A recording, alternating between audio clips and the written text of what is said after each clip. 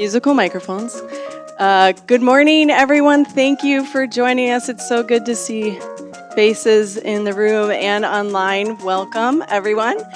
My name is Sarah Brennis. I recently joined the University of Minnesota to help coordinate the work of the Binger Center for New Americans. And we are a really unique center because we collaborate with our immigration-related clinics here at the university, training future lawyers, and also partner with 3 of our main nonprofit legal service providers that have anywhere from a quarter, half, or a full century of work in legal services, the Immigrant Law Center of Minnesota, the Advocates for Human Rights, and Mid-Minnesota Legal Aid, as well as 3 law firms that dedicate pro bono time to do immigration services, Dorsey and Whitney, Fagery, Drinker, and and Robbins Kaplan. So thank you so much for joining today. We are presenting this asylum conference in collaboration with the Advocates for Human Rights, and I'm here to provide a brief welcome to everyone. We have some beverages and donuts outside if you haven't, and we'll have some lunch and a reception at the end. I want to thank some of our staff that's been involved in getting things settled, and also will be working on tech for the rest of the day, Mahmoud and Teresa from the Binger Center. I'm going to turn it over to Hannah to give you a rundown of the sessions that we have planned for today. So welcome. Hello. Oh, they both work. Excellent. Good morning. My name is Hannah Sandison. I'm the interim program director of the Refugee and Immigrant Program at the Advocates for Human Rights. It takes kind of a long time to say. But we are so excited that you are here. We are an organization that not only helps put on conferences like this, but also works with nonprofit and pro bono partners to represent individuals seeking asylum and victims of trafficking, unaccompanied minors, and immigrants in detention. So, after you're finished with this conference, don't forget to stop by our table outside. We have QR codes that make it very easy to sign up to be a volunteer with us. And what that means is you will receive training and support from our amazing staff and attorneys as you kind of dive into the world of immigration law and asylum law. So you will not be in it alone, but it is amazing. It is amazing work. It's amazing to work with the clients. It's a really interesting area of law. So please sign up and get more information about volunteering with us. I just want to give a little overview of the sessions that we are going to be covering today. Hopefully you all got a pamphlet here that has the information. There's more outside if you did not, or if you're online. Hopefully you are looking at your email that has those sessions on there. But this conference was put on as a project from the United Nations Volunteer Fund for Victims of Torture. And the idea was that we would be covering working with survivors of torture and trauma, and kind of what that looks like, and some of the things that are involved in working with those individuals. So hopefully you see a theme in our panels today. And as we're kind of shifting into the afternoon, we are also shifting our focus a little bit. And we're shifting toward a client collaboration approach to this work. I think a lot of times we hear about working as service delivery or service providers as attorneys, and we really want to think of this as a collaboration with our clients in this work. So that's kind of the idea of the afternoon. At the end, please fill out an evaluation form. If you do it by, I'm going to say Monday morning at 9 a.m., you will be entered into a raffle for an undisclosed prize, but you will love it. So please do the evaluation at the end. And with that, I will turn it over to Mahmoud. Hello, everyone. My name is Mahmoud Ahmed, he, him pronouns. Language is critical to the work we do. It is critical both in the way we use it and both in terms of the intent and impact we want to instill in the lives of our clients and in the communities that we serve. And I thought that it might be a good way to prepare our palates for this work by by reciting a couple of poems by immigrant and non-citizen poets. For session 1, Things We Carry on the Sea by Wang Ping, 1957. We carry tears in our eyes. Goodbye, father. Goodbye, mother. We carry soil in small bags. May home never fade in our hearts. We carry names, stories, memories of our villages, fields, boats. We carry scars from proxy wars of greed. We carry carnage of mining, droughts, floods, genocides. We carry dust of our families and neighbors incinerated in mushroom clouds. We carry our islands sinking under the sea. We carry our hands, feet, bones, hearts, and best minds for a new life. Thank you. Please help me in welcoming our panelists for session 1. Good morning, everyone. Can you hear me okay? Yeah? Thumbs up? Okay. So, for session 1, we're going to be discussing collaborating with clients and building trauma-informed and critical interviewing skills. We'll start off with a brief introduction and then a little roadmap and then get into more of the substance. So to start, I'll introduce myself briefly and then pass it to the other panelists. My name is Julia Valero, and I use she, her pronouns. I'm a paralegal and intake coordinator with the Advocates for Human Rights. In that capacity, I oversee our intake process, I assist with in-house casework, and I coordinate and supervise our undergraduate and social work interns. My background prior to this position is working with people in family immigration prisons, particularly with advocacy and other pro bono assistance. So I've had the opportunity to collaborate quite a bit with social workers, mutual aid providers, community organizers, and other people working in the intersection of legal and non-legal needs in the immigration movement. So I'm very happy to be here with our panelists. I'll pass it to y'all. Good morning, everyone. It's so great to be here. This is actually my first time in Minnesota. I arrived yesterday. I'm Layla Halas, she, her pronouns. I'm a clinical law professor at Tulane Law School, so I'm coming from New Orleans. And I've practiced in a lot of different cities and taught in a lot of different regions. I'm originally from Mississippi. I've done immigration work in Mississippi and Louisiana. I've also worked in the DC area and the Boston area and the New York area. And long worked with young people. That's been a primary focus of my work, but also have long worked with folks in detention, people who have been impacted by trauma, people who have experienced torture, and all sorts of other harms. And I'm really thrilled to be here with you all today.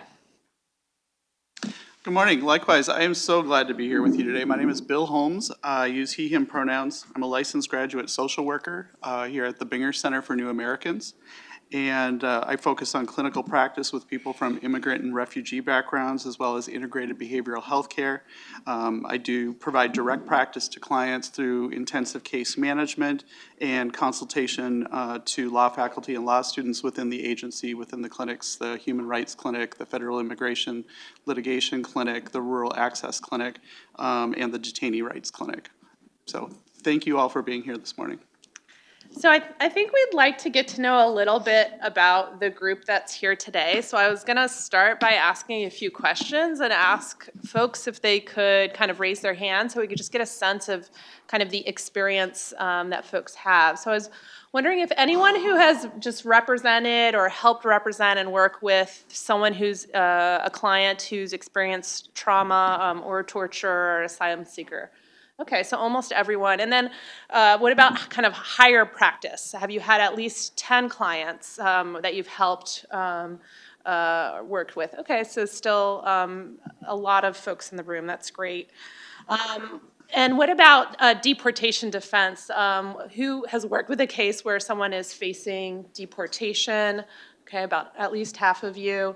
And then lastly, who has benefited from being part of an interdisciplinary team, so working alongside a social worker or other collaborator? So smaller number, but still great. Okay, a lot of experience in the room, so we're really excited to kind of work alongside you, and also throughout this talk, we'll have some opportunities to hear from you, and so hopefully we can kind of benefit from the experience throughout the room as well.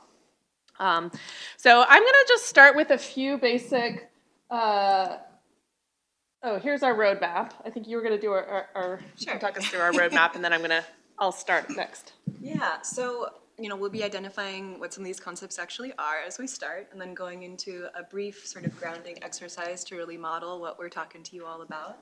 And then, of course, going more into the application and best practices, we'll be discussing some common challenges, and then at the very end, we'll have a Q&A opportunity for y'all as well. Great. Okay.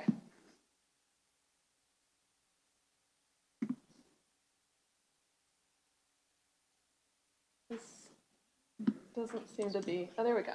Great. Okay, so I'm going to start with some very basic outlines of kind of client-centered interviewing, some of the basic practices. It seems like a lot of folks have a fair amount of legal experience, so this will be pretty introductory. But there are many goals that folks might have for an interview. Some interviews in an initial interview, a lot of it might be around building a trusting relationship with the client before you really enter into a fact-gathering interview. At a later point, the interviews may be counseling related to very specific issues. You may sometimes have an interview that's focused on witness preparation. So there's obviously a kind of a lot of different goals that you may have for your interview, but we're going to focus primarily on skills that can be used throughout all of the scope of working with and interviewing your client. And typically an interview might kind of follow this basic format, where you are opening, building rapport with the client, introducing roles, opening up space so that people can ask questions, ensuring that you kind of have set up confidentiality. You may then move into kind of identifying goals for the client. Often it's to stay in the United States. Sometimes there might be like a goal of getting work authorization if that's possible. There may be goals of family reunification and if they're applying for family members. So there may be a number of related goals. And then a lot of these interviews are a lot of fact gathering, information gathering, learning people's stories, and getting the facts that you need to build a case. And then often you have a stage of an interview near the end, perhaps, or sometimes people do it at the beginning to really orient people, to really talk through and map through what an arc of a case might look and set expectations for people to understand how long it might take. Because a lot of people have a sense of immediacy and urgency, and they may not understand that the immigration legal system at times for non-detained clients, right, is moving at a pretty slow speed. And then, of course, there's a closing of an interview where you might kind of see where your client is, see what questions they have, talk about how you're going to work together. And so, again, a very kind of, probably a lot of folks are familiar with this technique. We talk about kind of key legal interviewing. You start out with very open-ended questions because you don't want to lead your client to where they're going. You want to learn from them. And so you have questions that say, could you tell me more about why you came here? Could you? And then you have active listening where you hear what your client's saying and build off. You told me that you feared this person. Can you tell me why? What happened? And you kind of start broad and start narrowing through smaller questions. That's all, should be all pretty familiar. Something that we're talking about in this presentation is taking that a little bit further from kind of the concept of client-centered interviewing that you may have heard about, and trying to apply a kind of a more critical lens. So I'm gonna kind of rely a little bit on, in kind of the literature about interviewing, they often will have like a page or a paragraph in these like textbooks that we use in law school that talk about cross-cultural interviewing and being aware of like your own culture and your client's culture, and thinking about this on an individual level of differences that you might have, of commonalities that you might have, and how those differences might get implicated in the relationship, and being sensitive to the assumptions that you might be making based on your own lived experience. Well, critical interviewing takes it a bit further and is not thinking about it in like solely an individual one-on-one relationship, but also thinking about the legal system and the society in which we're kind of operating in, and the community which we're operating in. And critical interviewing says, we have to be aware of larger power disparities, about privileges and biases. And so it kind of challenges this traditional hierarchical view of the lawyer-client relationship, and it suggests that collaboration is a key tool, and that we should have an anti-racist lens in how we approach this. We should be aware of kind of multiple systems that might be harming our clients. We should have an intersectional approach. We should realize that we have multiple parts of our identity that influence who we are, and that is true of our clients, and they are parts of multiple communities. And that we should kind of address assumptions and biases. We should honor our clients' dignity and understand that they're coming from a community of folks.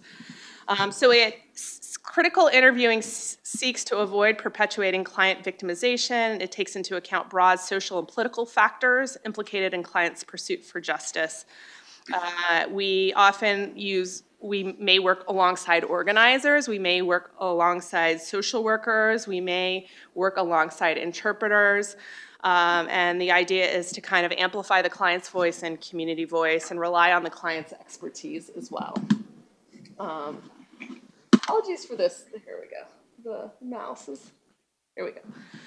So what are some tenets of critical lawyering? So first we say that clients should really practice self-examination and self-awareness, be aware of what they're bringing to their table, your own privilege as a lawyer, and other parts of your identity as well if you are the lawyer. That you should fully appreciate also impacts of race, gender, class, sexual orientation, ability, age, culture on legal relationships. And so a lot of it is actually just about kind of being aware of assumptions, being curious about your client, and kind of trying to really let them lead, kind of honor and listen to them. Secondly, you should think about how to collaborate. Instead of kind of a lawyer dictating to the client, like, this is how we're going to proceed, this is what you're going to do, really think about how your client has a lot of expertise in their own case. They really know a lot. We should be acting with rather than for clients. And so we do have some legal knowledge to provide. We do have expertise, but we should be like co-generating and building the case with our clients and acknowledging their expertise as well. Clients often understand very deeply how systems of oppression may be impacting their lives and their communities, and we should learn from clients. We may be aware as well, depending on kind of where we sit, but we should really think to collaborate with them. And then seeking context, grappling with power dynamics, trying to understand the deeper context of problems, not jumping to assumptions about things, and also being adaptable. So again, like noticing not just what your client's saying, being an active listener, but also noticing how comfortable they are in a space and other things, and being flexible and adaptable. Critical lawyers should also be guided by a theory of social change, understanding how lawyering can sometimes reinforce entrenched oppression, and how sometimes real change really happens when those most impacted and affected are leading. And so we should think about that, and we can think about that in our interviewing. And so ultimately, we should be critical and assess how lawyering may be perpetuating entrenched discrimination. So that's what critical lawyering means. I'm gonna turn it over to my colleague if I can get the mouse to go there. All right, so wanted to just preview just a little bit what is trauma, and I think so often You're good. so often we talk about we hear people talk about these days, what, trauma-informed this or trauma-informed approaches. And I think often when I hear it, it seems to lack definition and structure, and I'm not really sure that, we know what we're talking about sometimes when we're saying that. And so having a trauma-informed approach is, it really ties in well with Layla's topic and work of critical lawyering, because it's asking us to take a critical inquiry of ourselves and our approach. And so it's very complicated, and it's very broad, and it can be different for so many people. So I define trauma as a spontaneous and overwhelming psychophysiological response to events. It dysregulates emotions, disrupts thoughts, fragments individual agency, continuity, cohesiveness, and affect. Undermines the core self and is experienced as a ripple effect throughout any or all body systems. Now, it seems like a lot because it is.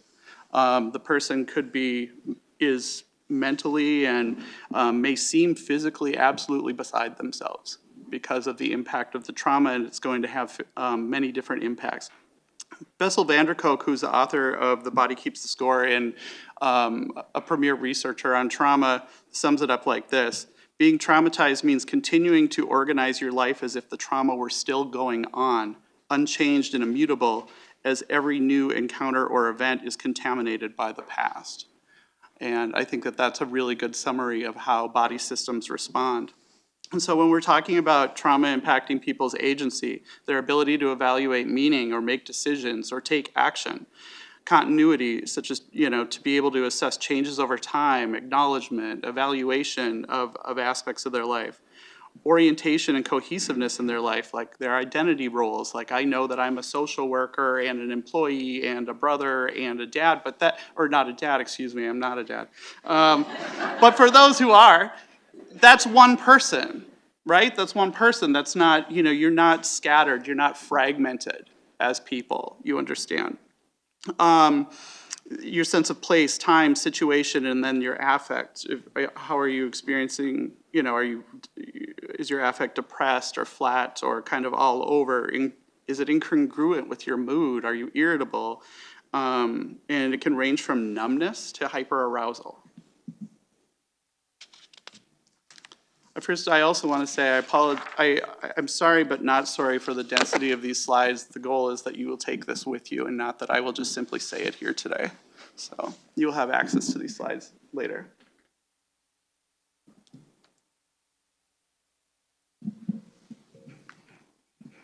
So there's different types of trauma. There's acute trauma, which is an extreme incident like a car crash or sexual assault. There's chronic trauma over time, which is has pretty consistent patterns, such as domestic violence or psychological abuse, food scarcity, systemic oppression. And then there's complex trauma, which is more variable. Things like racism, sexism, intolerance, uncertainties of the immigration system. And these aren't mutually exclusive. So something like FGM could be acute and chronic, or murder could be acute and complex, depending upon if it's the consequence of racism or something like that. And we can skip this one. Okay.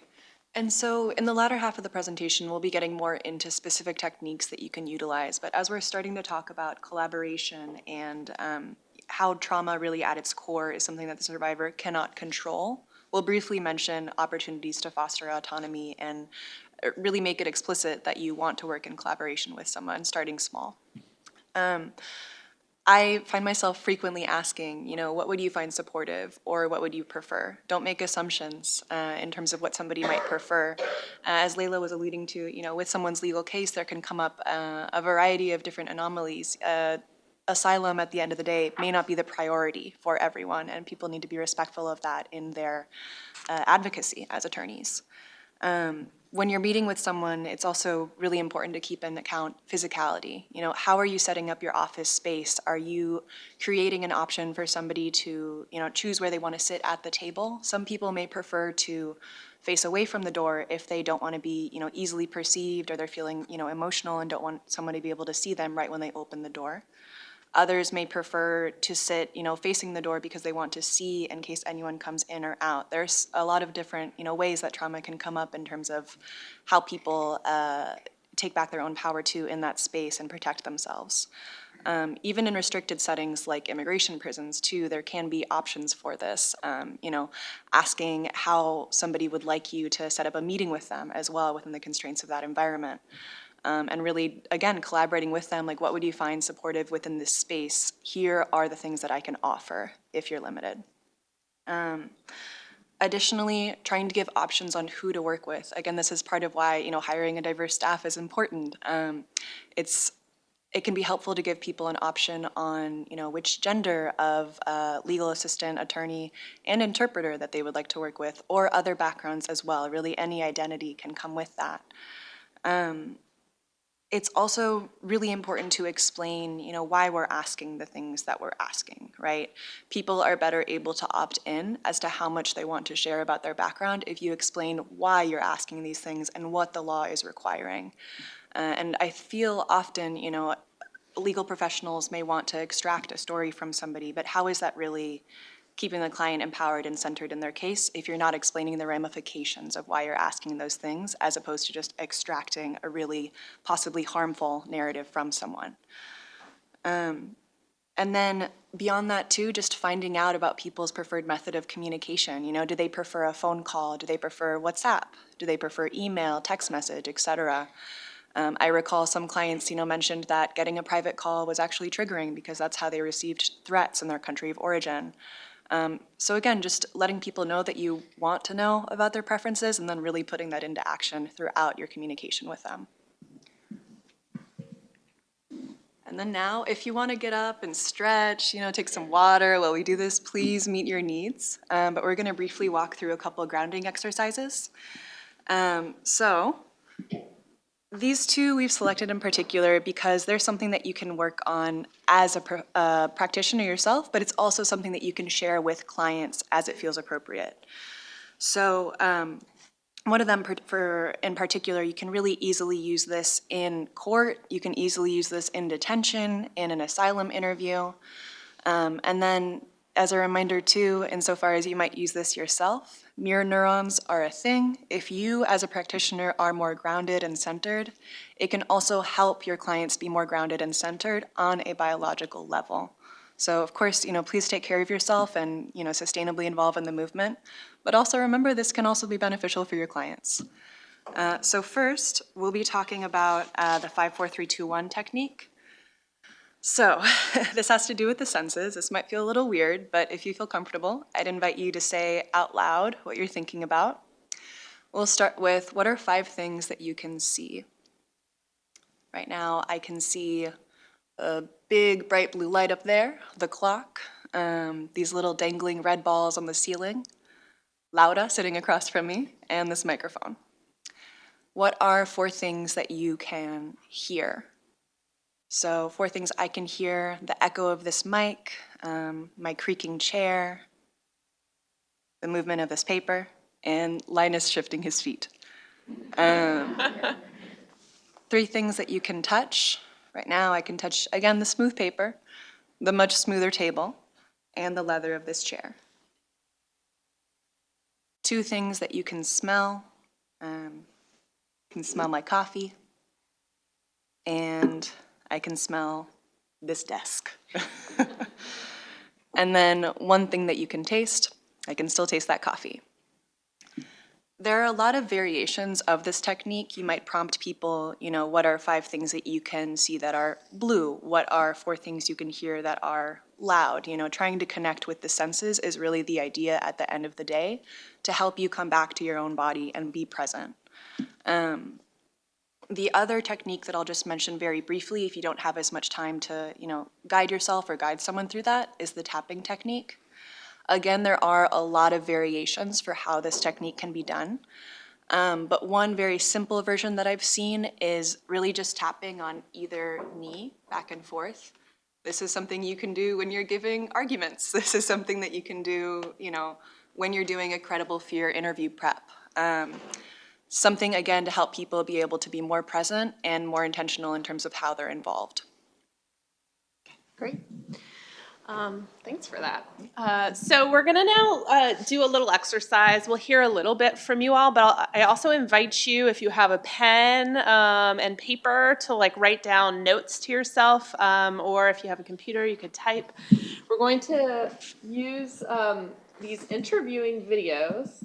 They're called the Legal Interviewing and Language Access Film Project. You can find them on a YouTube channel, so you can like Google and find them. But I created them with a colleague, Lindsay Harris at UDC Law School, and they show, there's two kind of main videos, and they show a law student team interviewing two different clients. One client is a young person who's seeking asylum. The other client is there's an interpreter involved. It's a monolingual Spanish speaker. They're doing the interview in English. And she's a survivor of intimate partner violence. And you know what these videos do is it shows a lot of the issues we see and problems we see in interviewing. So they do a decent job at some things, but they make a lot of very common mistakes.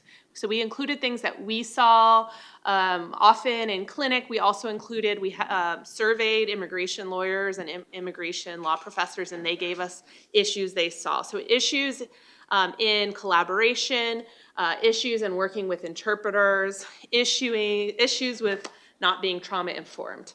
So I'm gonna show you 3 different brief little clips. And as we do it, I would just like remark, think about tone of voice, think about words they say, think about reactions. Well, after each one, I'll take a few reactions from you of what you've noticed. Then we'll move on, and then we'll debrief a little more fully afterwards about what a trauma-informed critical approach would be. Okay, so I'm gonna have to fast forward this, and the mouse is moving a little bit slowly, so we'll just see how this goes. I'm gonna go to minute 3:51.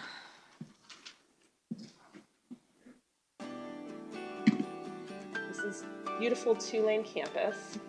Hello, I'm Professor Layla Halas. And I'm Professor Lindsay Harris. And we're happy to share with you 2 client interviewing videos that we've developed. In the videos, 2 clinic much younger, partners. pre-COVID, before my last child was born. Okay, here we go. So I think it's 3:50.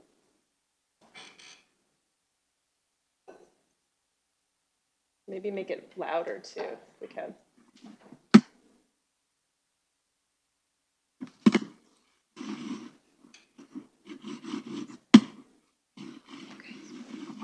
Hey, Layla, Yeah. putting this underneath it. Oh, great. Thanks. Oh, yeah, that works better, I think.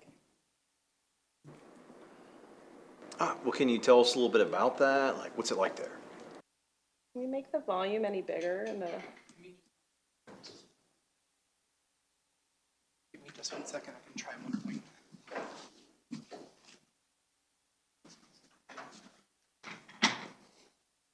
Outside of this. Oops. Sorry, folks. Give me just 1 moment.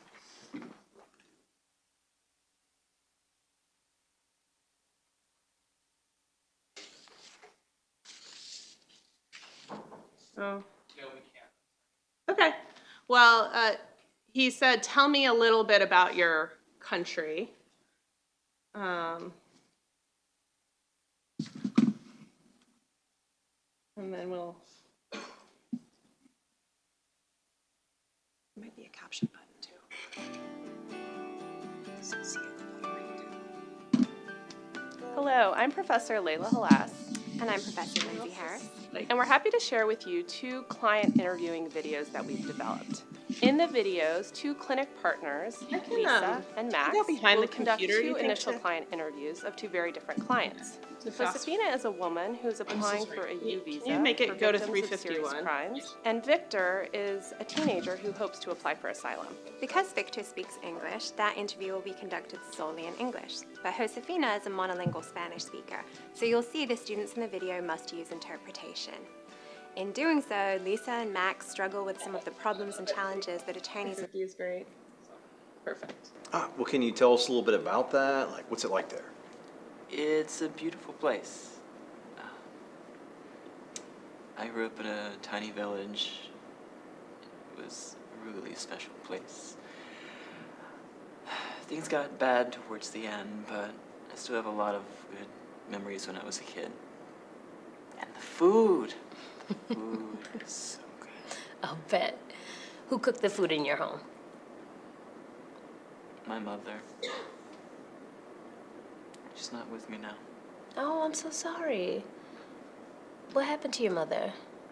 Well, we crossed the border together. She's been in jail since. Okay, where's she being held? You said she's in detention.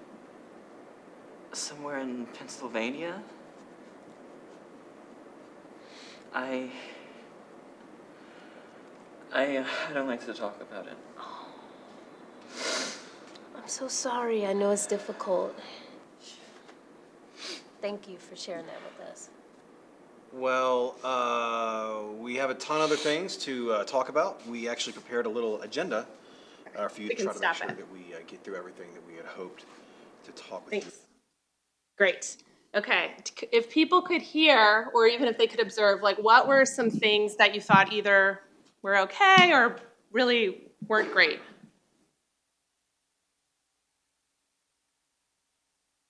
I've got one. Yeah. Unless we have any. Okay. When they said who cooked the food in your home, asking who to someone's background like that, you know that you're talking to somebody that's fleeing violence. That can often carry, unfortunately, other memories or other baggage for people too. I might have asked, like, what was your favorite food instead of who used to make it. Can I see any hands? You probably knew he was an unaccompanied minor. Yeah. So again, asking the mother question was not probably the best. Yeah. Linus? I will say, though, I did appreciate that she followed up on what he was talking about. Yeah. It was an example of clearly listening.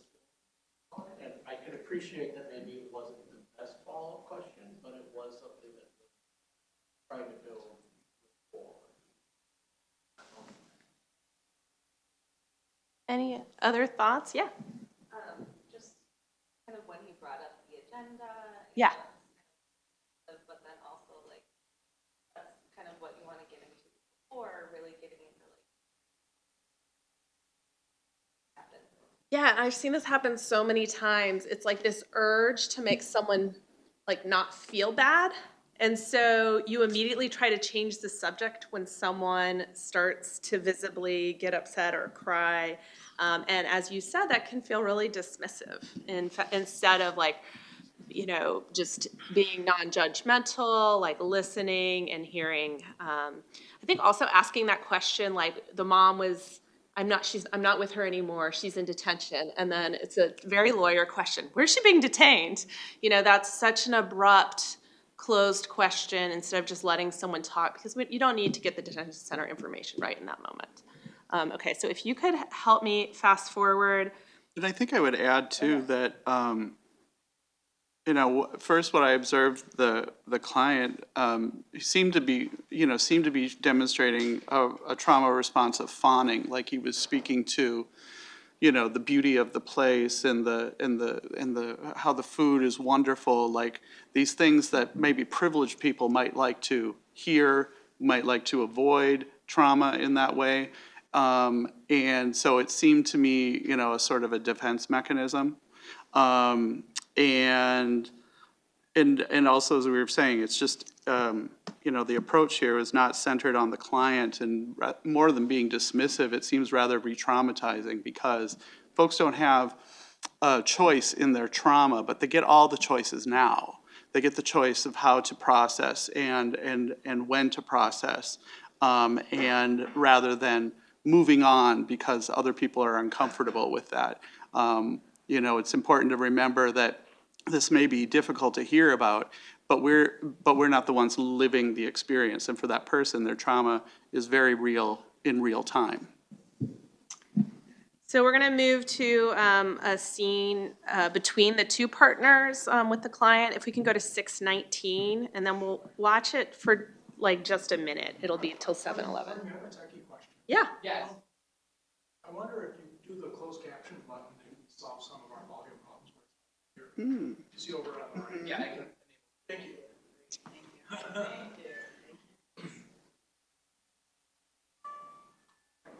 Yeah, I think they told me I have to wait 6 months before I can apply for a permit. Right, 180 days.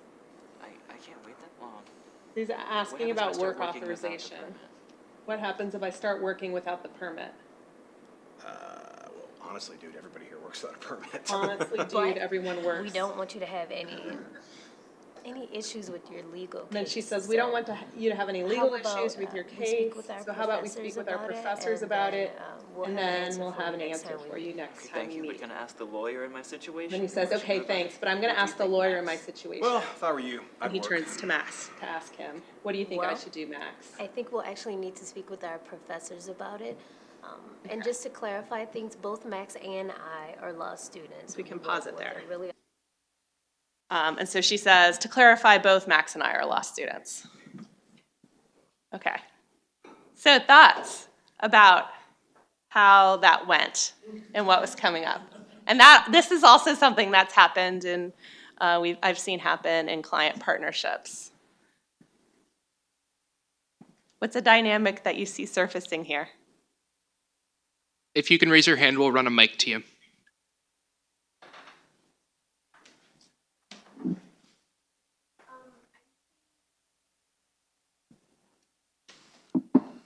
Seeing like the gender and racial dynamic, it seems like the young man kind of went and asked Max directly because he assumed that Max was the attorney here. And they should establish at the very beginning, you know, in what capacity they're working, that they're not attorneys, but they're being supervised. That would have been really helpful. And like the female law students was like really undermined and dismissed.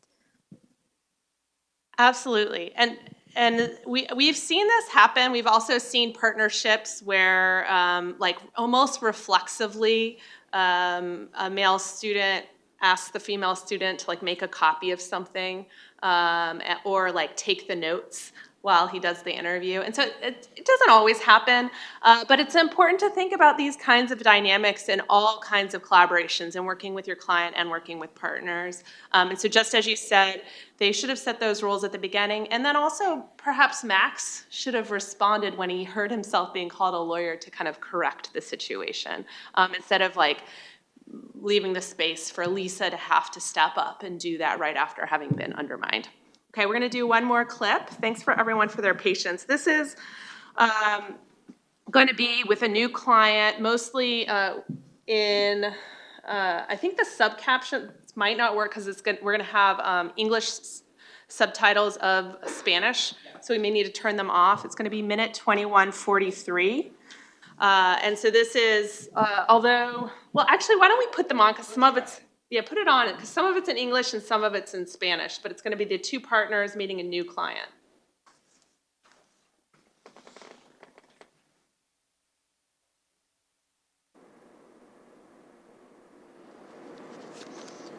By the way, I want to thank you for calling Josefina to set up the interview, because it was going to seem super complicated, being as I don't speak Spanish.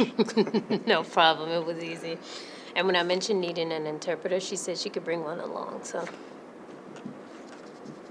Looks like they're running a little late, actually. Hola, hola. Hola. Hola, me llamo Lisa. Hola, placer. Hablamos por teléfono ayer. Yo soy uno de los estudiantes que va a trabajar con ustedes. Venga. Hola, Max. No Spanish. Déjeme presentarle a mi compañero Max que va a trabajar con nosotros. Nice to meet you, Max. I'm Josefina's brother. Oh, thank you very much for being here and helping with the interpretations. Pleasure. Thank you. Mucho gusto. Guys, please have a seat. Miguel, please, yeah, let her know she's welcome.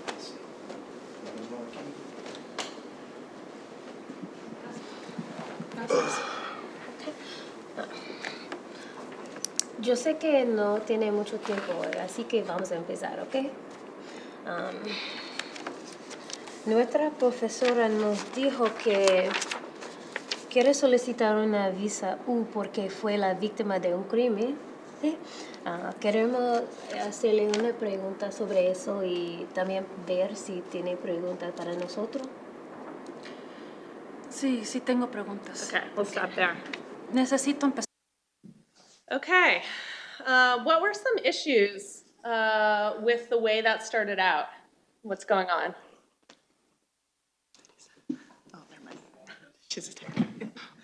First thing that came to my attention is that the female law student stood up to meet her client, and the male one did not. What else?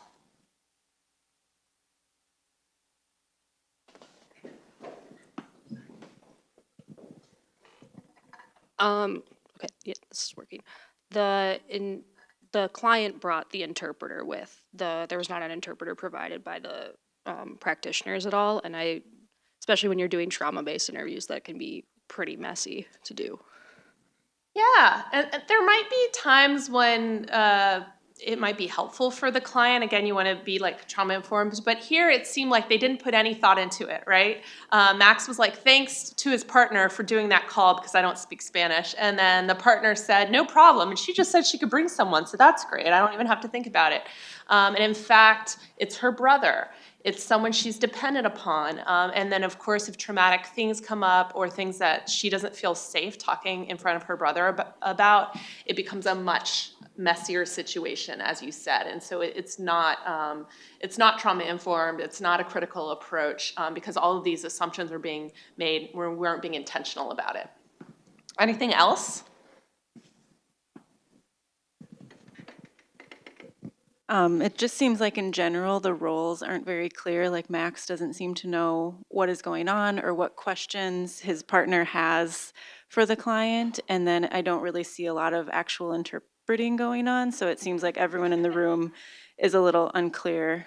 You know, some people know and some people don't, so. Exactly. All sorts of information is being passed along and it's not being interpreted. Things were being said in English that Josefina didn't understand, and then Lisa was speaking in Spanish and Max didn't understand, and they never had a conversation with the interpreter about how they were going to proceed together as a team. And so that's a great thing about like working with interpreters regularly, even if you're not in an environment where you always have access to full-time interpreters. If you rely on volunteer interpreters, setting out the roles of how you're going to work together, how you're going to proceed, using short sentences so things can actually be interpreted, talking about how you might use hand motions to slow down or to stop, so that everything can be communicated to everyone on the team, because people were being left behind. We also had a lot of talking in the third person, like telling the brother, can she just, can you tell her to sit down instead of inviting her directly to say, Josefina, like, we'd like to invite you to have a seat. And so speaking in third person instead of speaking in first person to your client also is not a best practice. We've got someone in the Zoom that also raised their hand, might have a comment here. Oh, great. All right. Carrie, go ahead. I think you can speak, otherwise you can type in the chat. Yes.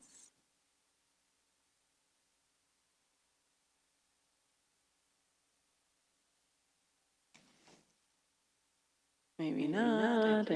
While that viewer is typing their question, I would add too that, in addition to the process and the logistics of the meeting, not expressing a sense of cultural humility, I think a really great example of lacking cultural humility is Max, and centering in that moment on him, like, Hola, no, hold on, Max. Yeah. Like, I think it just really demonstrates a lack of cultural humility, which can be really traumatizing. And so, these are available online if you want to take a look, and we use them as a training tool to really surface issues that happen. And sometimes we find that having a lot of mistakes being made opens up space for people who kind of are learning about this to really talk about how would we have done that differently. And so then when I'm teaching it, I actually talk to my students, okay, what is the conversation that you would have with the interpreter beforehand? How would you plan that conversation? What are the ground rules that you would envision? What are the questions you would ask them about, their experience and doing interpretation before, what they've found helpful and working as part of a collaborative team. And so we really can talk about all of those and then moot those and then talk about how we would have started the interview as well. So I don't know if we want to read the comment from... She clarified that her 1-year-old child doesn't have a lot to add. She's home without childcare, and I think the child raised the hand. Oh, great. Sounds like my kids. Great. Well, thanks for engaging with us in this conversation. I think we're going to move on to our next slide. Yeah, awesome. So why is a trauma-informed approach important? And a lot of reasons. And I broke this down into a few for importance in terms of the client and importance in terms of the work that attorneys are doing. Fundamentally, as I mentioned earlier, it impacts people psychophysiologically throughout all their systems, and this impacts people's ability to recall information, to be stable in their lives, in their participation of the case. You might have a client who, is not showing up. Is that a lack of motivation or is that trauma? I mean, I would be more apt to lean into the idea that there's some, a traumatic response happening. I think something that is really hard, really difficult in the work that attorneys do is that the legal timeline is not the client's timeline for processing trauma. And that can feel really rushed. It can feel really scary and re-traumatizing, and it can create difficulties in the professional relationship. Just seeking representation for those traumatic events often leads to re-traumatization. I think because so many people who have experienced trauma are trying to avoid some of the experiences and responses of trauma and triggers. Attorneys might be positioned to best help clients because you may be the one professional, and maybe even friend or family members aren't involved in their life. They may be avoiding friends and family members. You may be the one person that clients are reluctantly letting into their lives because you stand in the way of where they are now and the worst case scenario, which is incredibly traumatizing perhaps. So I think it's powerful to recognize your position in the context of someone's life who might be experiencing trauma. And if you can approach that professional relationship somewhat therapeutically, you can help clients regain a sense of self and autonomy and agency.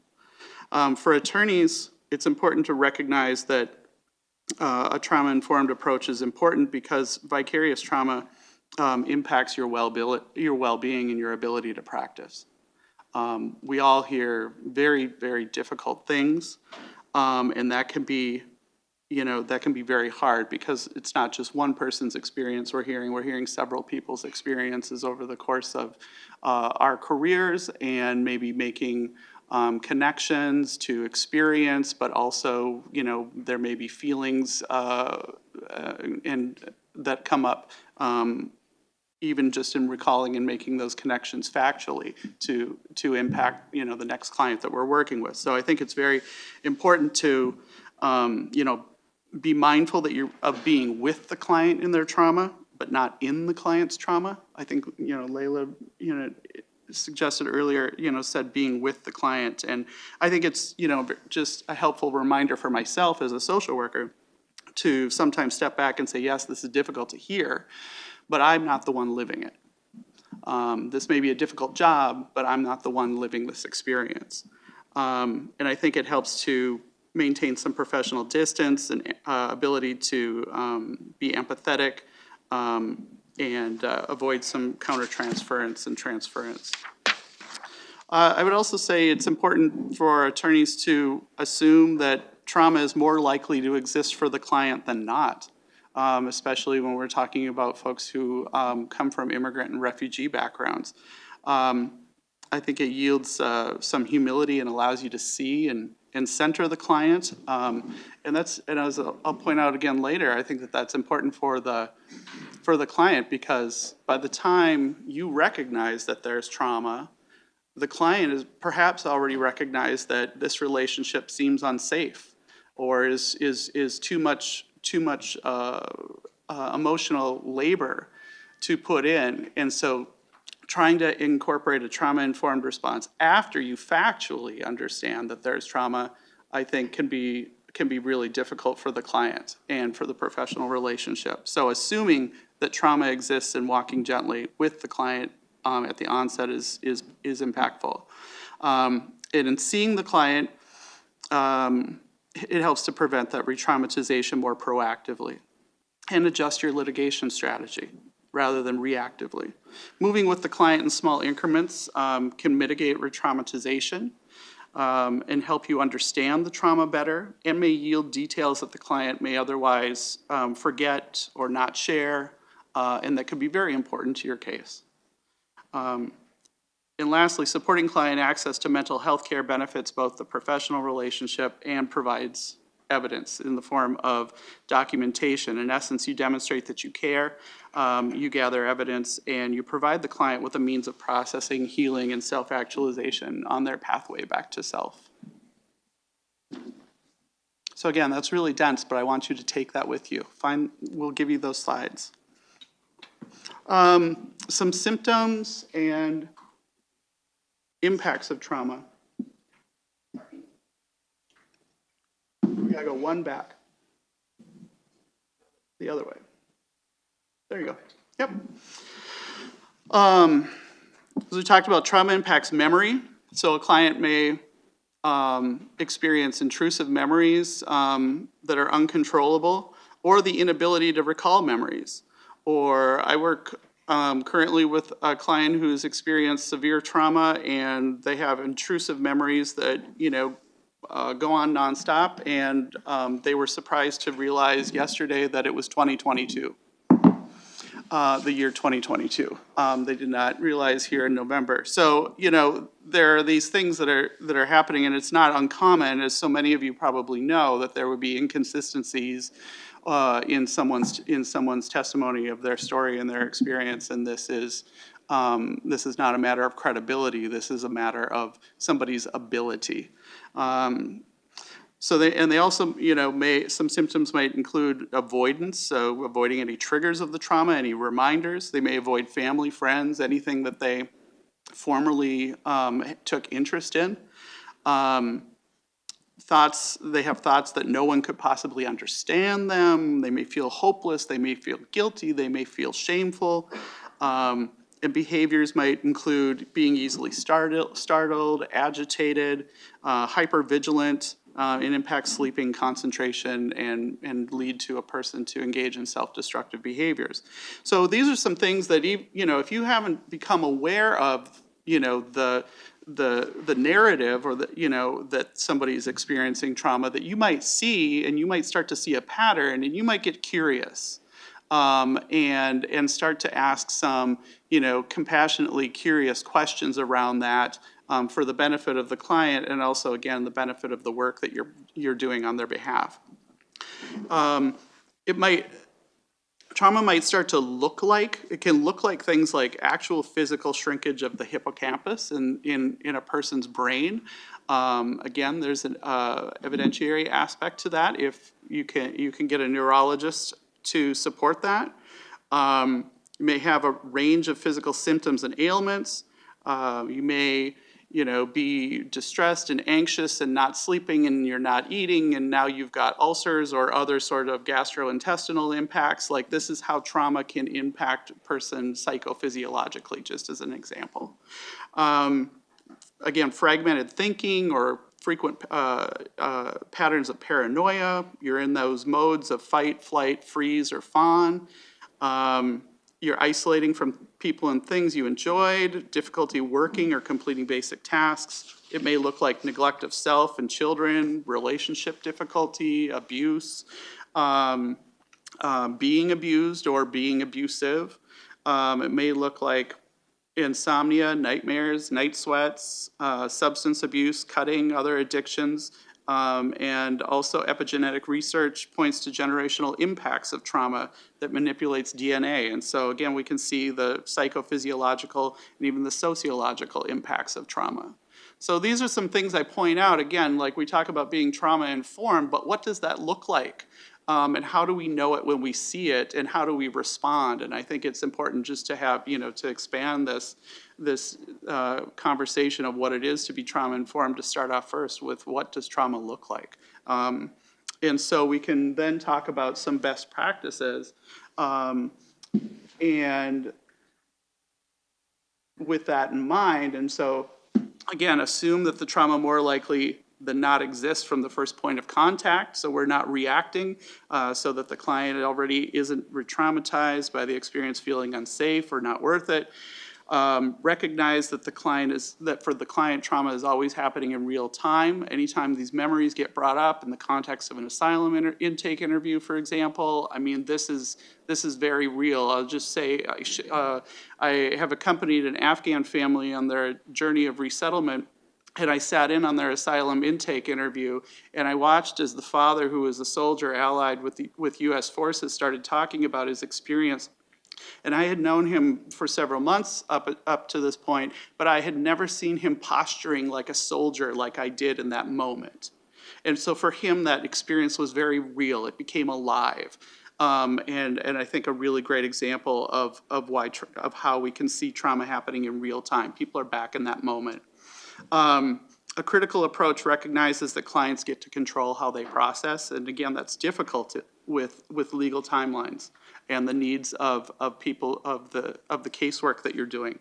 But just recognize that they didn't get a choice in their trauma and were disempowered, but they get to choose now and help to what degree you can in this process restore to someone their sense of agency and their sense of autonomy.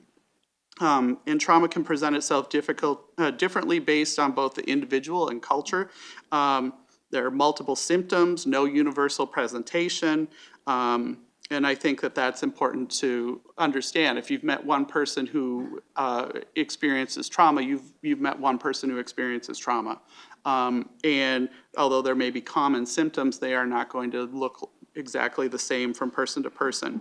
That said, everyone living with PTSD experiences trauma, but not everyone who experiences trauma will develop PTSD. And an absence of diagnosis is not an absence of trauma. It still happened. It has impacts, and those impacts can and should be documented.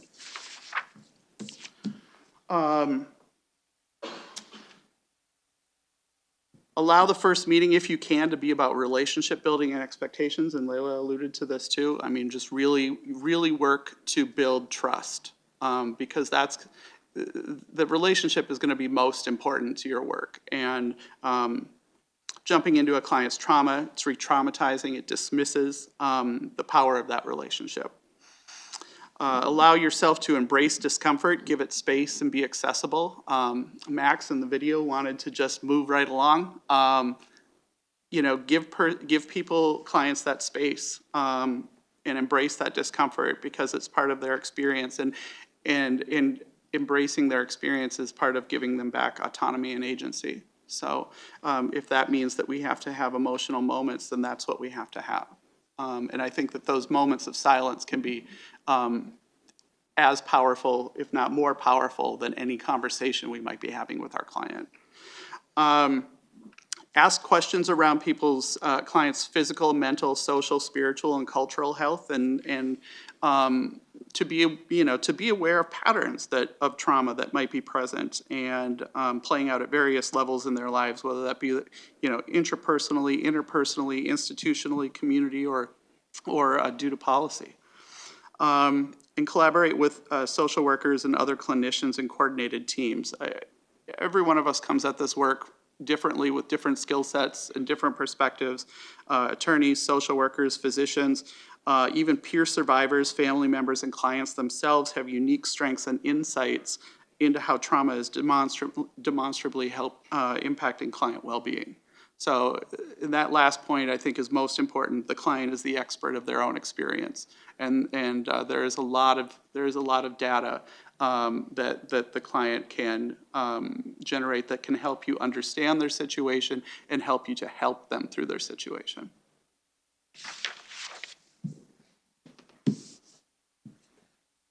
Oh, sorry, didn't realize you already changed the slide. So reflecting a little bit more on the clip that we watched, we're going to get into some more specifics of working with interpreters. So first I want to talk a little bit about Indigenous language interpreters in particular. I think it's really important to keep in mind that people are pressured throughout the immigration process to say that they speak a colonizer language or another language that's easier for the government to find interpreters for. There's also, of course, the history and ongoing genocide of Indigenous peoples across the world to take into account here. So it's really, really important to talk to your client about wanting to respect their language. And this can also be an opportunity to talk about that pressure that happens in court and in the asylum office, and to show them that you really mean what you say when you say that you want to respect their language rights by finding an appropriate interpreter. A part of this, too, is to keep in mind the context of the interpreter that you're working with. If you're able to find organizations that can partner you with an interpreter, as opposed to having a brother or someone like that doing the interpretation, what training and what background and what expertise does this organization have in this particular language? For example, I've had the opportunity to work with Promotores, which is an Indigenous woman-run and led organization doing organizing in the community on the ground in Guatemala that also has a large network of interpreters that they are financially compensating for this work. Another organization that is really intentional about giving trauma-informed training to their interpreters is Respond Crisis Translation, which also assists individual asylum seekers too if they need interpreter assistance. And then I'll also just mention too, if you're working with one of the major national certified language lines, that doesn't necessarily mean that those individual interpreters are getting training and getting support in these issues. Just one example, I know myself and several other colleagues, when working with one of the national lines, they repeatedly insisted to us that Kakchi and Quiche were the same language. Those languages have been in different branches of Mayan language families for over 1,000 years at this point. They are not the same language, not mutually intelligible on any level. And this is something that they insisted to us on multiple occasions. So again, just doing your own research and really being critical about your source of interpretation is key as well. And also just underscoring, right, the importance of having an anti-racist and a cultural humility when you're going through this work. Another, example that I was touching on there with mutual intelligibility. Mutual intelligibility refers to the degree to which a language can be understood across different dialects. In English, in the US at least, there generally is a lot of mutual intelligibility across dialects, but this is not the case for other languages. For example, there are over 20 different dialects of the language Mam, and they are not all mutually intelligible. So, when looking for an interpreter of that language in particular, I always make sure to ask, what city are you from, what municipality are you from, and what state are you from? Just asking what state or municipality is often not specific enough because there is so much linguistic diversity that people could still be from the same municipality and not speak the same dialect, not understand each other's dialect of the same language. And then, this issue of mutual intelligibility can come up with other languages as well. Are you asking your French interpreters, do you speak French that is understandable in Congolese French? For example, if you're working with someone from DRC. It can really come up with any language. And so just emphasizing too with the client and with the interpreter, I want to make sure that your your ichil is the same as their ichil, or whatever language you're speaking, making sure that at the start of the call that you're able to understand each other to some extent. And if that becomes an issue at any point while you're communicating, let them know that you would want to know, and that you can try to look into finding a new interpreter if that's possible for you. And so then, this is stuff to think about as you're finding an interpreter, but also as you're moving into the client meeting, how are you connecting with the interpreter about the context? For example, if I'm working with somebody that I know is a survivor of severe sexual violence, or another specific type of trauma, I typically try to let the interpreter know that before the call so that they're able to prepare themselves and so that they're also able to opt out if that's a topic that they're not comfortable interpreting for. Keep in mind, interpreters are also often immigrants and are also often of the community, right? These issues can also bring up trauma for interpreters as well. And then with that too, I often, trying to give context on the type of call that we'll be doing, will mention if there are specific concepts that I think we may have difficulties communicating about.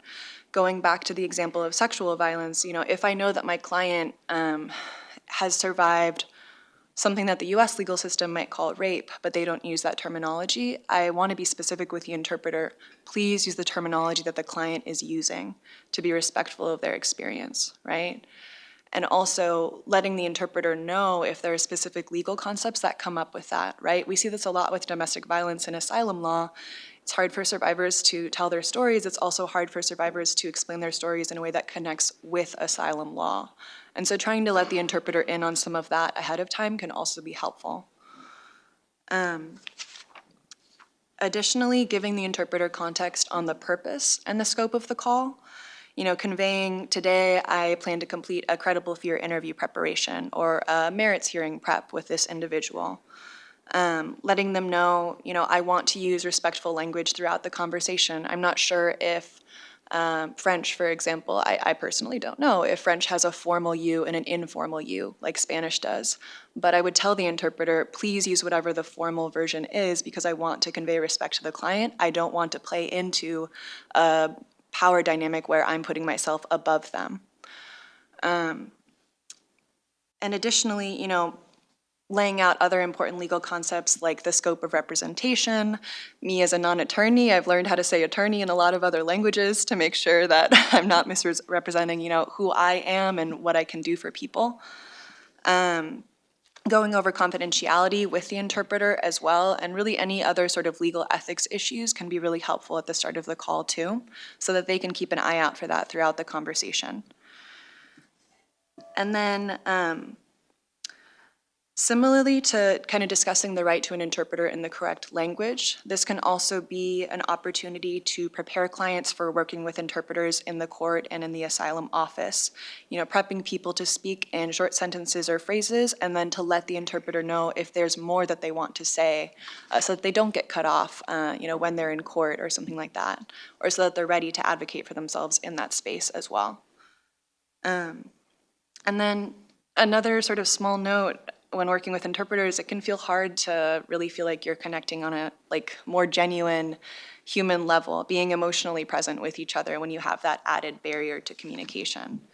I don't have an end-all answer to that, but one thing that I'll often try is just saying, I want to, convey respect. I don't know if there's a particular word in your language for, in Spanish, for example, we have ánimo, which means encouragement, soul, strength. So sometimes I'll just say, I don't know if there's an equivalent of that in your language, but I'm trying to convey that I'm sending you so much good energy and so much positivity and so much strength. And just trying to walk around how to find that phrasing across languages too, in a way that feels authentic to you. And then lastly, it's really important to keep in mind cultural differences across languages.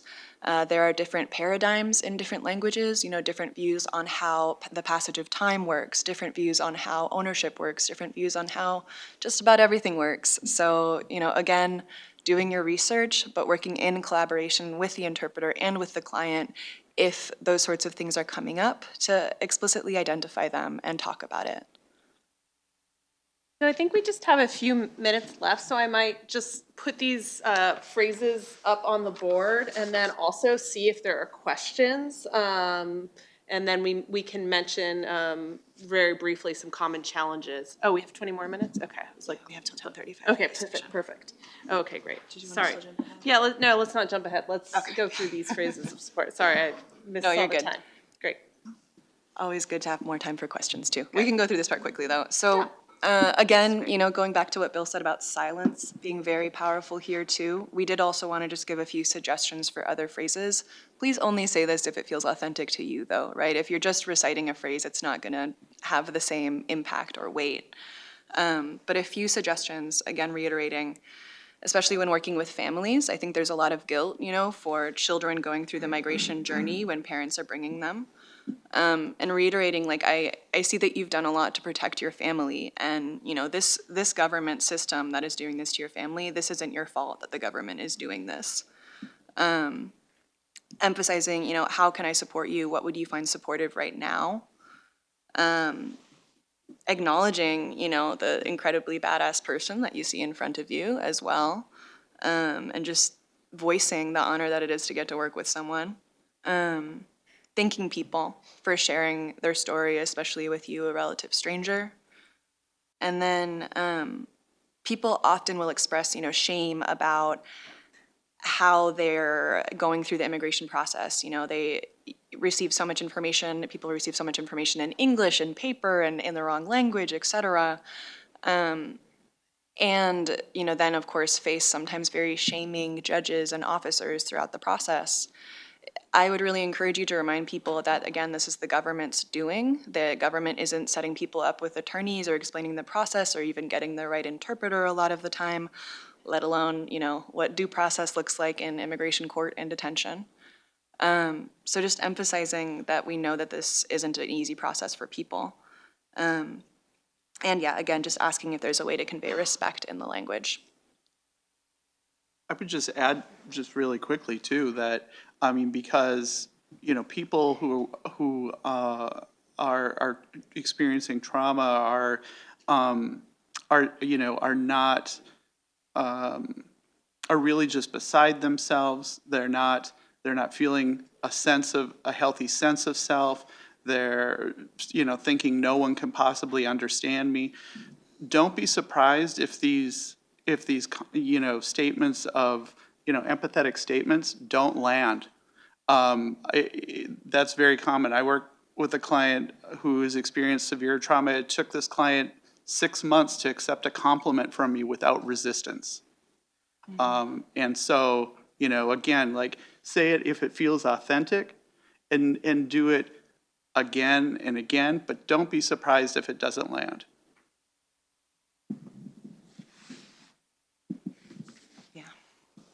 And then a little bit on building rapport too, again, not an exhaustive list by any means, but using respectful language, trying to be on an equal playing field with your client and doing away with that power disparity as much as you can.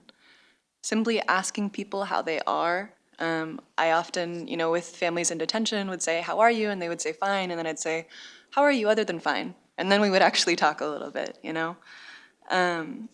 Use clues you know about them to ask about potentially non-loaded topics. If they've talked to you about their kids in prior meetings several times and it seems to be something they enjoy, check in with them about that, follow up, and keep notes on what makes the client happy to talk about and keep going with those things throughout the case. We know that the World Cup is coming up. I can't wait to talk with clients about how that's going if that's something that they're into. And then, using humor, I make myself the butt of the joke as much as I can.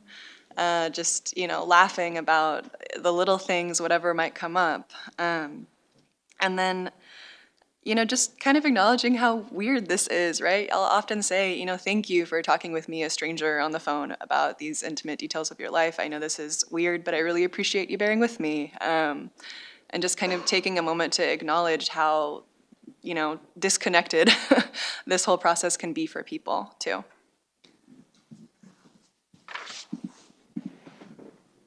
And so here we're going to get into some of the common challenges a little bit. We've already discussed legal timeline and client timeline a little bit. Do y'all want to jump ahead from there, or did you want to hash that out a little more? I mean, I think that that's fairly self-explanatory. We understand that the legal timeline is set by courts and processes, and that is out of the client's control, and really, that is, re-traumatizing and a re-traumatizing impact, a factor rather that, doesn't let the client have as much control as they may want or need to process trauma in their own time. And I would say that often, if it's a court case, that I'm like attentive to how folks are feeling and ask those questions and notice that, stress and anxiety starts to increase as we start to do witness preparation. And so just kind of being attentive to that can be helpful. And along those lines, we have to operate in certain environments. And so, Julia, like very importantly talked about how do we create spaces where people feel comfortable, and people feel comfortable in different kinds of spaces. And so there's a certain amount that you can do in your office in kind of inviting people. Not the case in court, not the case in a detention center. And so, I think thinking about preparing people beforehand for what situations are like court, so that they know what to expect, they know what to like look at, and so they can kind of almost like prepare themselves for those environments is really helpful. And in detention, just being in solidarity with people and kind of relating to their lived experience and like what's happening to day and can also sometimes help. And like focusing on what you can control, right? Yeah. Inaccurate or omitting interpreters then, we chatted about that a little bit, but if you prep your client to be able to advocate for themselves, this is a huge boon, right? When these issues come up, it's often more feasible for the client to raise an interpreter issue than the attorney when you're in court, unfortunately. But if you have, if you speak the language that your client speaks, or if you have someone on your team who does, I also have found that really helpful. And I, as a lawyer, have asked the same question a second time when I noticed the interpreter, didn't, I said, like, why are you afraid to go back to your home country? And the interpreter left off the half where they said why they were afraid. They said, I'm afraid, and then left off the because. And so I repeated the question. And you can also, as an attorney, raise, if there are repeated problems, the judge might act negatively, all you have is the English interpretation. And so if you don't raise those as objections and you don't kind of make clear, you have to kind of make a judgment, like, do I think I'm going to lose at this stage? But I certainly have had cases where I have said on the record, Your Honor, I speak this language and I heard that the interpreter didn't say this last part. I want to ask my client a question again, and I build the case so it's at least in the record. Credibility.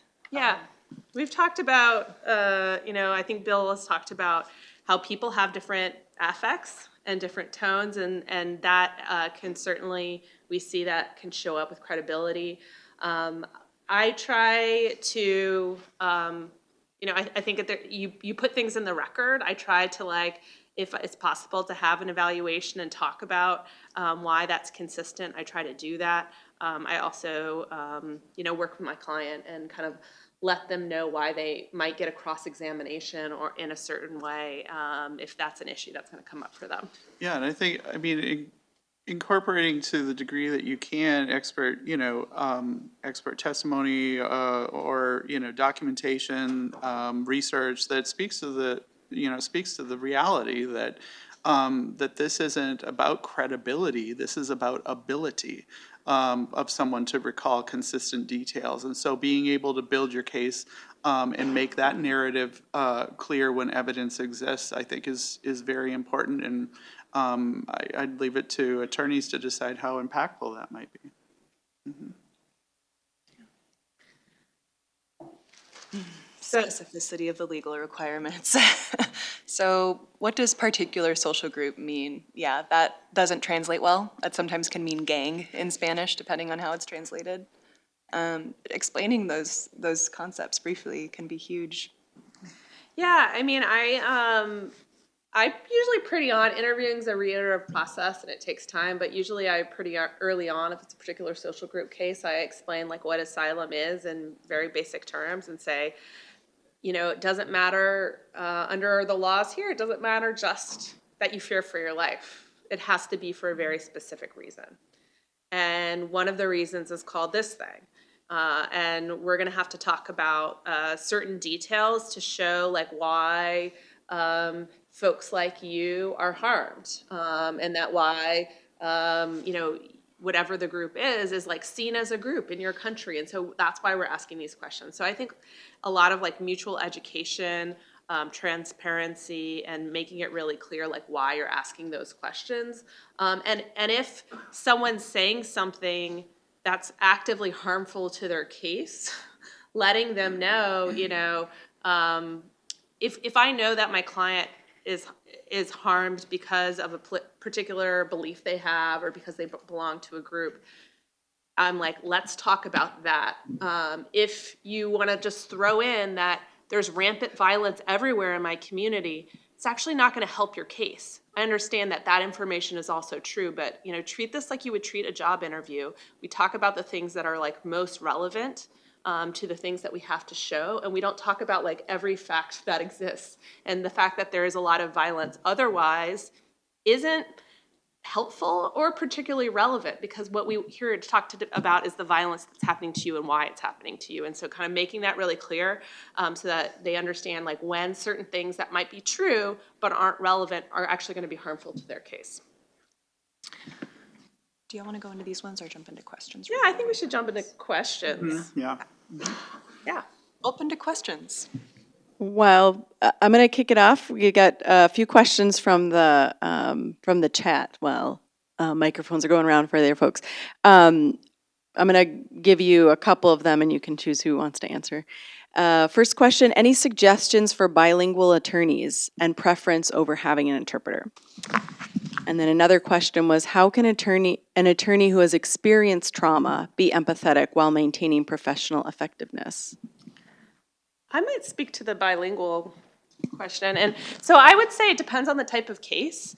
And, you know, if you speak the same language as your client, I think it's great to interview them in that language. But if you are going to have a trial and someone's going to have to testify in English and work with an interpreter in English, or if you're going to have to kind of testify in front of an asylum office, then you better practice working with an interpreter so people can do it really effectively. So that doesn't mean that every interview has to be in English, but I would certainly do a fair number so that people get really comfortable and familiar with how that works, so that they're prepared for their court case and for an asylum hearing.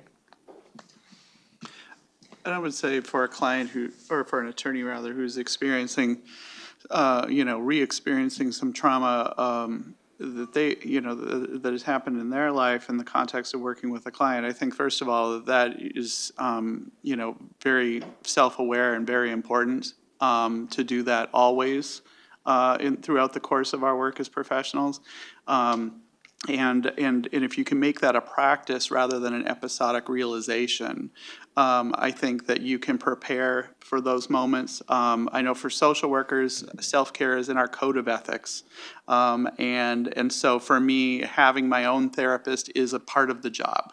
And so I would recommend that for attorneys as well to make that self-awareness and reflection and therapeutic support an ongoing part of your practice rather than something you realize in a moment working with a particular client and then have to respond to.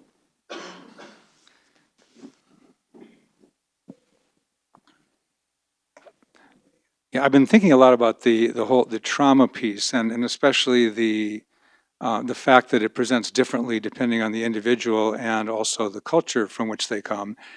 And I'm thinking that an interviewer might be interviewing somebody who's coming from war in Afghanistan or from the indigenous community in the mountains of Guatemala, or might be an environmental activist from Honduras, and they would have very, very, very different cultural backgrounds that they're bringing into the interview. And I realize that you've been focusing on how to do the interview, but I guess my question is, or first of all, my assumption is that it's an incredible burden to place on the client to expect them to also educate the interviewer on the culture from which they come. I mean, it's not even possible in that interview. So I'm wondering what advice you might have when you're preparing for an interview as to what's the minimum that you might need to understand a little bit better the culture from which the client is coming.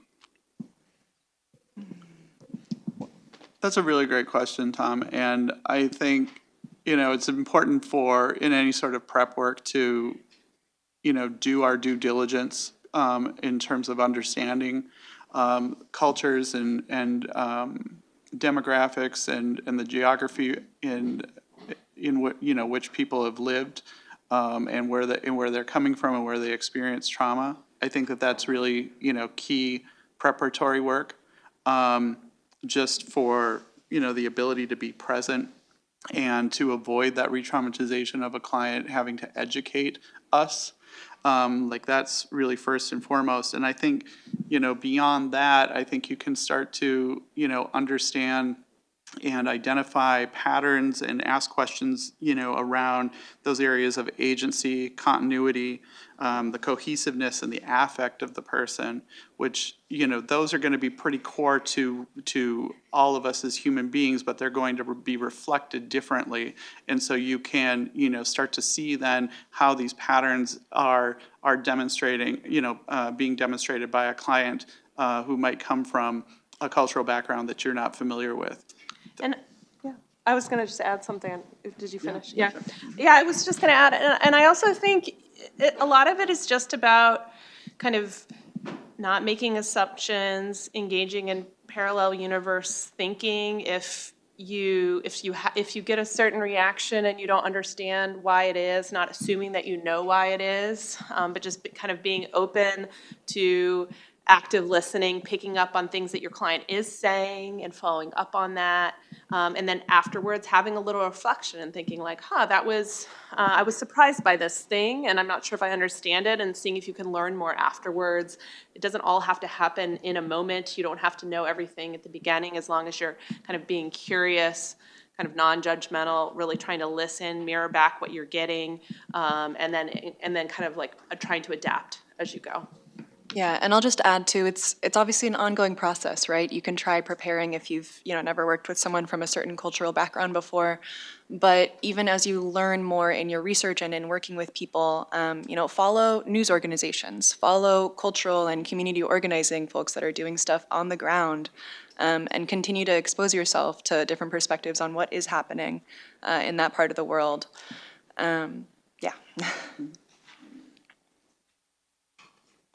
So a lot of us have had legal assistants, fresh, great, bright students right out of undergrad who burn out after a year or two.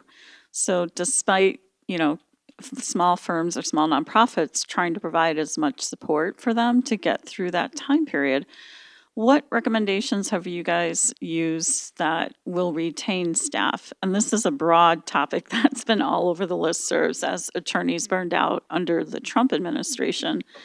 Now we're under the Biden administration. We've, had people bust up by the thousands, and resources are really stretched and stressed in different parts of the country. So I'm in Chicago, and we've had the Venezuelans bust up. I think it's like a multifaceted thing, and I'll share a few words and then maybe could defer to you and, hear from everyone.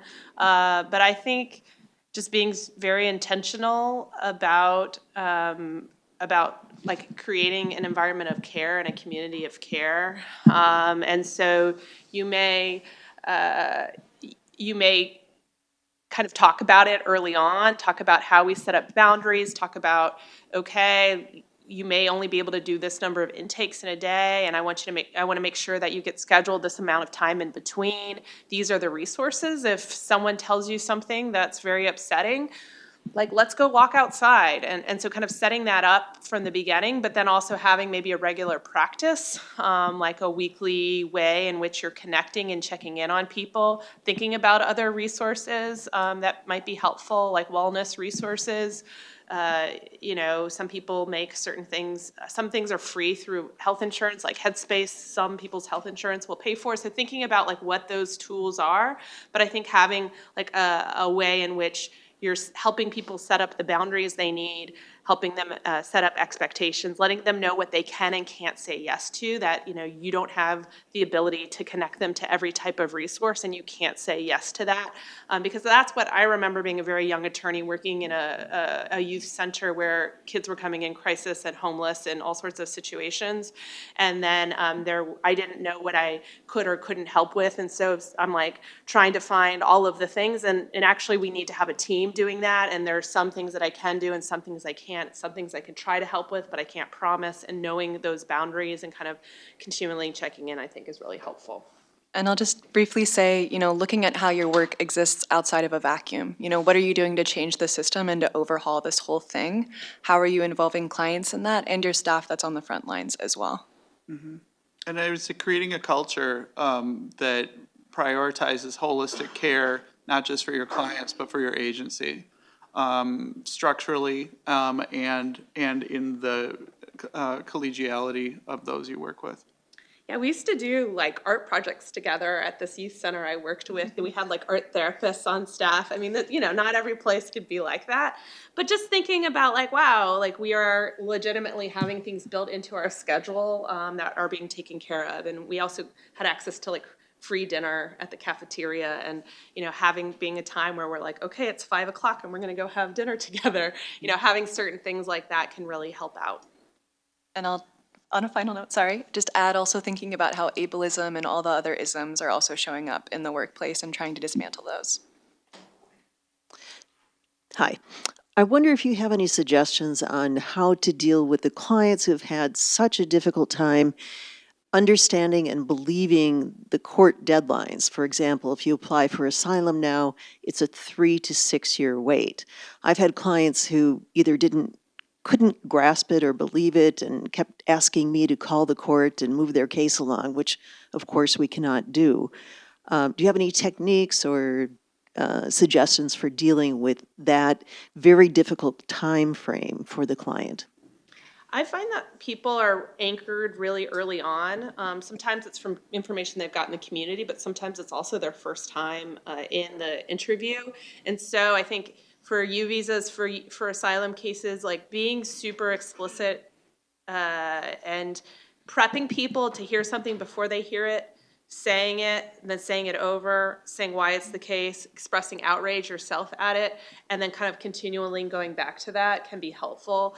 And so for a U visa, if I know that they're not going to be able to actually get a visa, you know, non-immigrant status for 10 years or more, I'm going to say, okay, there is something that we're going to be able to apply for, but I need to tell you something that's going to be really surprising.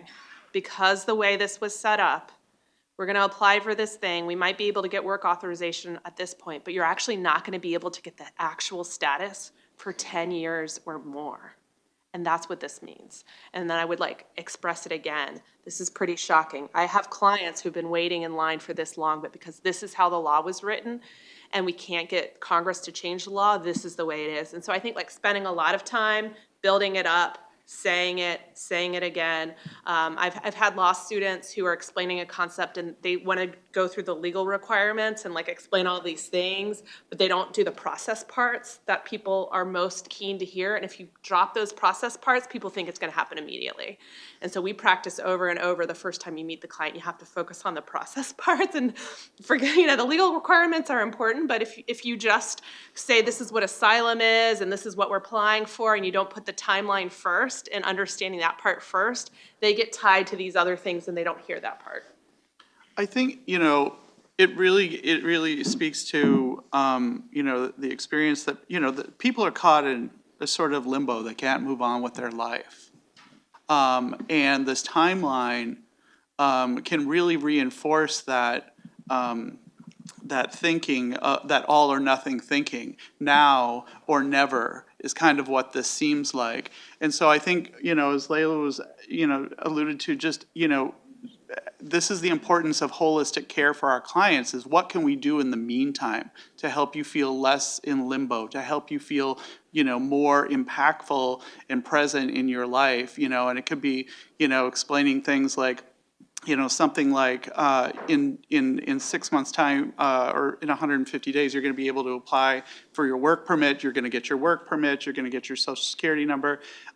You then can, enter into employment. When you get your work, in Minnesota at least, when you get your EAD and your social security number, you can access Minnesota healthcare plans that can start to help you work on your preventative care, that can help you work, access to therapy, and all of these things that can be happening really in the interim between now and what seems like never.